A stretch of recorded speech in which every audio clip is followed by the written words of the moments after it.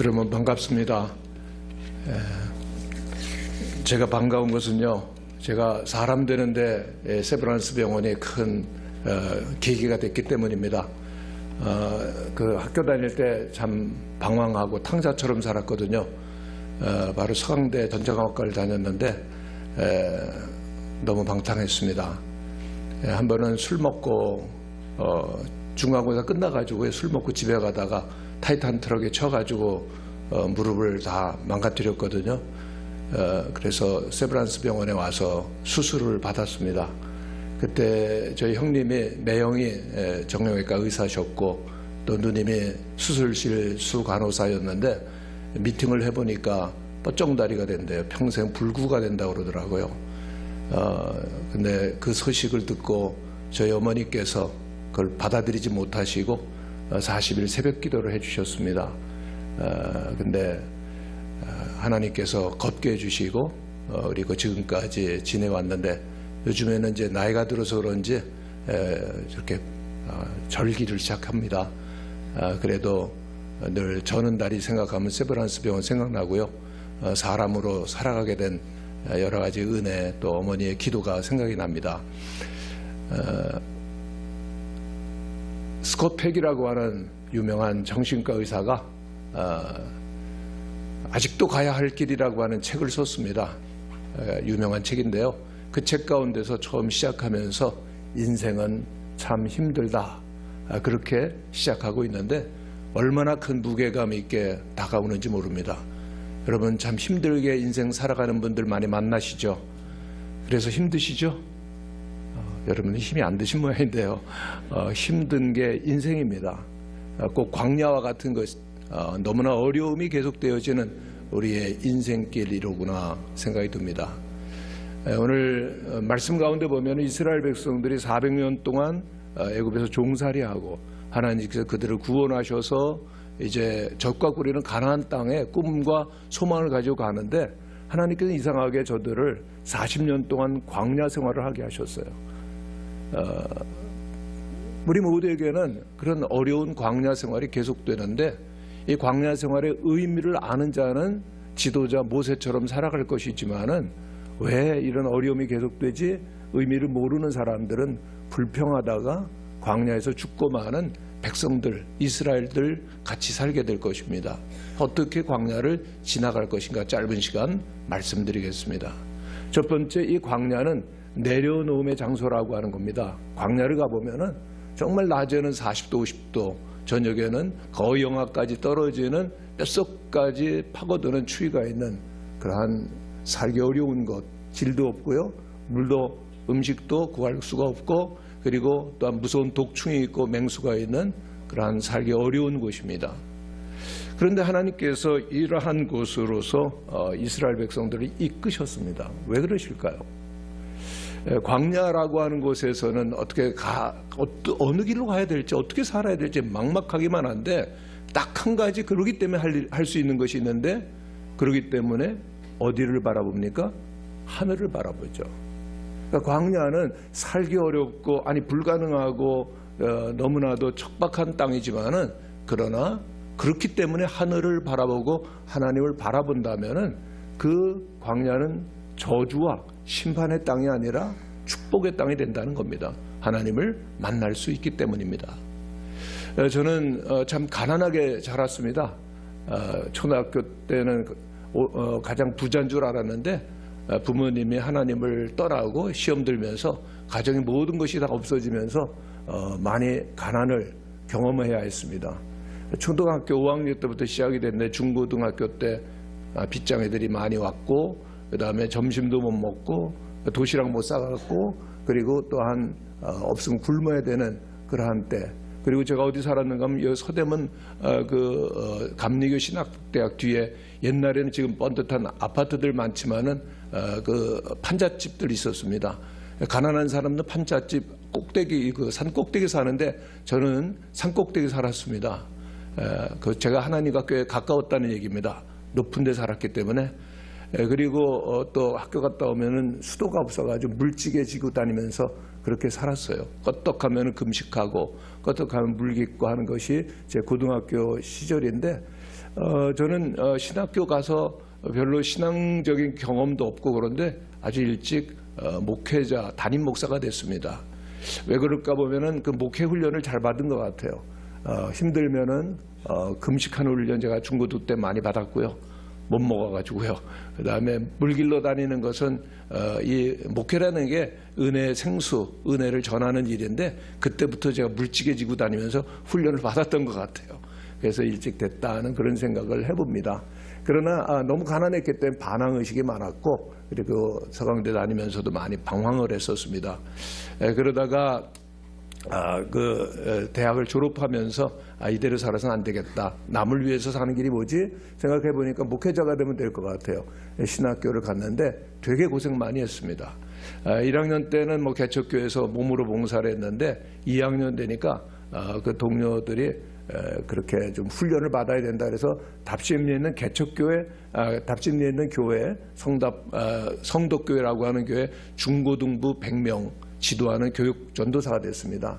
근데 얘들이 성경 공부를 가르쳐주면 계속 웃는 거예요. 그래서 얘들아 내가 가르쳐주면 그렇게 좋으냐 왜 웃냐 그랬더니 어느 날 그러는 거예요. 전도사님은 아는 게 없으세요. 제가 너무 방황하고 성경적인 배경 없이 그렇게 살아서 가르쳐줄 게 별로 없었던 것 같아요. 근데 이제 정말 어려웠던 것은 이제 그 여름 수련회 때 100명 되는 학생들이 이끌고 선생님들과 여름 수련을 해야 되는데 어떻게 해야 되는지를 모르겠어요. 그래서 제가 점점 6월 달쯤 됐는데 너무 힘들더라고요. 왜냐하면 제가 여름 수련을 한 번도 안 해봤거든요. 어떻게 해야 될지 몰라요. 마음이 힘들고 꼭 벽을 더듬는 것 같아가지고 담임 목사님 가서 제가 몸이 아파서 사표를 내겠습니다. 그랬더니 사표를 받으시더라고요. 그런 목사님이 있으십니까? 안 되죠. 왜냐하면 전도사님 기도해 보세요. 믿음으로 하세요. 그러면 되는데 받으시더라고요. 왜냐하면 그 중고등부에 목사님 아들 딸이 있었거든요. 저 같은 전도사에게 맡길 수 없다. 그래가지고 사표를 받으시니까 제가 못한다는 것보다는 사표를 받은 것 때문에 그렇게 상처가 되더라고요. 지도자로서 부름을 받았는데 자격이 없구나. 그런데 신학교를 졸업하게 됐는데 정말 준비가 안 됐어요. 그래서 저랑 같이 이렇게 방황하다가 돌아온 형제들 7명 있었는데 돌탕 형제 7명입니다. 우리가 이대로 교회를 갈 수는 없다. 그래서 우리가 금식하자. 그래가지고 거제도 있는 기도원에 가서 예수님은 40일 했지만은 우리가 어떻게 40일 금식하냐? 39일 하자. 39일 금식을 시작했는데 그 7명 중에 5명은 포기하고 내려갔고요. 그래서 지금 이제 미국의 한인 기독교 이제 교단의 총회장 지낸 목사님하고 둘이 마지막 39일까지 기도를 했습니다. 근데 친구는 굉장히 은혜를 많이 받았어요. 뭐 여러 가지 은사도 받고 뭐 불과 같은 체험도 많이 했는데 저는 뭘 기도해야 될지 모르겠더라고요. 아무것도 모르는 상태 속에서. 그래도 신학교 다니면서 들은 것이 있어서 기독교의 첫째는 겸손이다. 두 번째도 겸손이다. 세 번째도 겸손이다. 이왕 큰 거 구하자 그러고 겸손을 달라고 그렇게 39일을 금식했는데 하나님이 아무런 응답을 안 주셨습니다. 근데 참 지금 생각하면 부끄러워요. 어떻게 제가 감히 하나님 앞에 나갈 수가 있고 하나님의 사람들을 이끌어갈 수가 있겠는가. 죄인 중에 죄인인데 정말 부끄러움 가운데 평생 겸손해야 됨에도 불구하고 겸손을 구했다는 것이 너무나도 부끄럽고 너무나도 죄송하기도 하다는 생각을 하게 됩니다.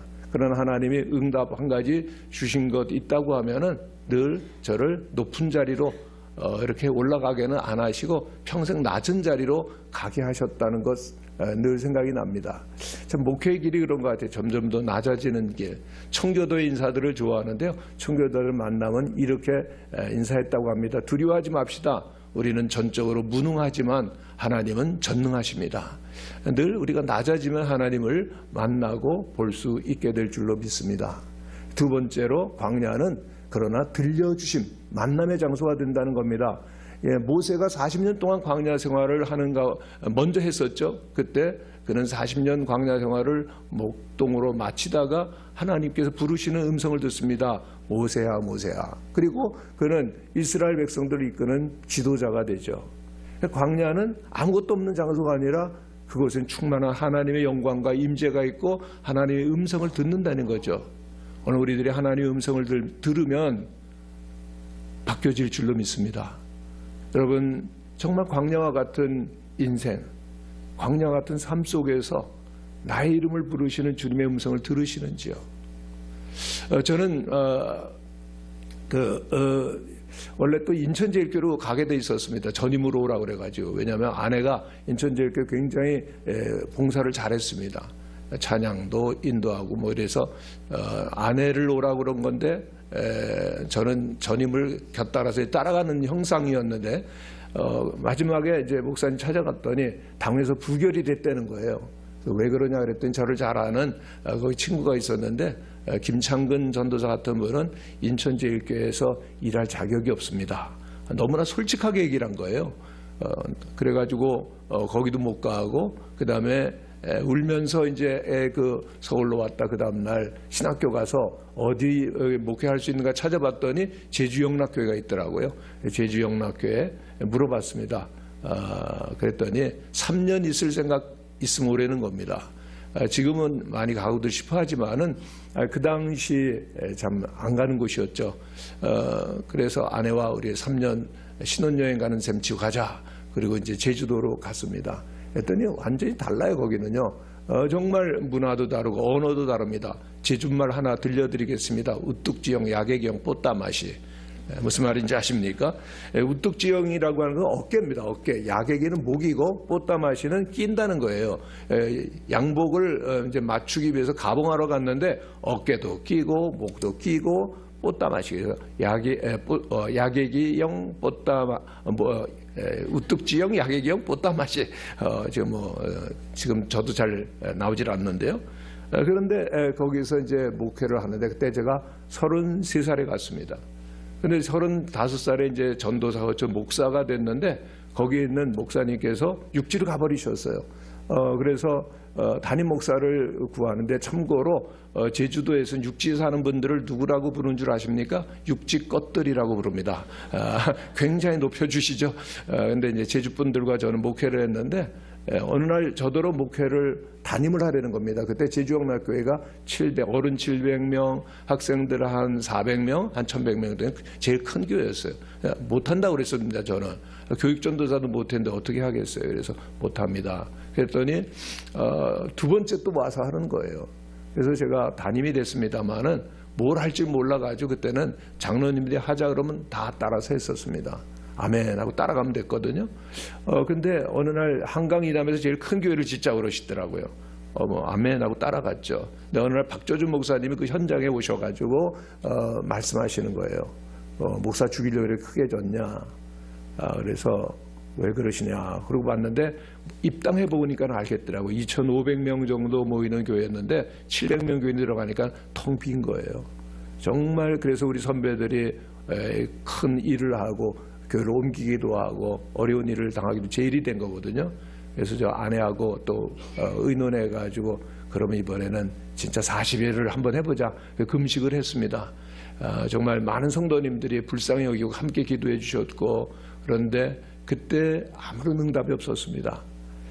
그러다가 이제 부흥회하면서 하나님을 만났는데 하나님께서 그때 말씀해 주신 것이 김 목사야.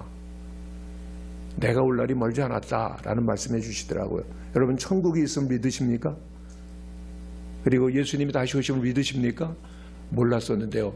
그때 하나님이 알려주시고 그리고 정말 그때 교인들을 위해서 정말 우리 교인들이 천국에 가는 하나님의 사람으로 살게 해달라는 기도를 하게 되었고 두 번째는 목회는 내가 한다라고 하는 말씀 속에서 하나님의 음성을 듣고 살아가게 되었습니다. 한 가지 더 말씀드리면 광야는 그러나 채워주심의 장소입니다. 아무것도 없고 빈 곳 같지만 그러나 하나님께서 불기둥 구름기둥으로 이스라엘 백성들을 인도해 주셨고 그리고 반석에서 생수가 나오게 하시고 그리고 만나를 내려주셔서 그들은 40년 옷도 헤어지지 않냐고 신발도 헤어지지 않냐고 살았습니다. 하나님께서 함께 하시는 것 광야입니다. 그러기 위해서 하나님과 함께 가기 위해서 우리는 늘 내려놓고 그리고 하나님을 만나서 음성을 듣고 또 하나님의 공급을 받는다면은 우리의 인생을 아름답고 또 의미 있게 살아가게 될 줄로 믿습니다. 기도하겠습니다. 오늘도 살아계시는 아버지 하나님 광야와 같은 인생길을 걸어갈지라도 늘 우리의 마음을 비워 주님 보게 하시고 주의 음성 듣고 그리고 주님의 채워주심을 공급하는 우리의 모든 삶이 되어서 많은 사람들을 이끌 수 있게 하여 주옵소서. 예수님의 이름으로 기도하옵나이다. 아멘.